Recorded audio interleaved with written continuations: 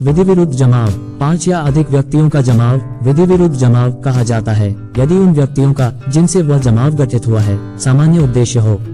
पहला, केंद्रीय सरकार को या किसी राज्य सरकार को या संसद को या किसी राज्य के विधानमंडल को या किसी लोक सेवक को, जबकि वह ऐसे लोक सेवक की विधिपूर्ण शक्ति का प्रयोग कर रहा हो, आपराधिक बल द्वारा या आपराधिक बल के प्रदर्शन द्वारा आतंकित करना। दूसरा, किसी विधि के या किसी वैध आदेशिका के निष्पादन का प्रतिरोध करना। तीसरा, किसी रिश्ती या आपराधिक अत्याचार या अन्य अपराध का करना।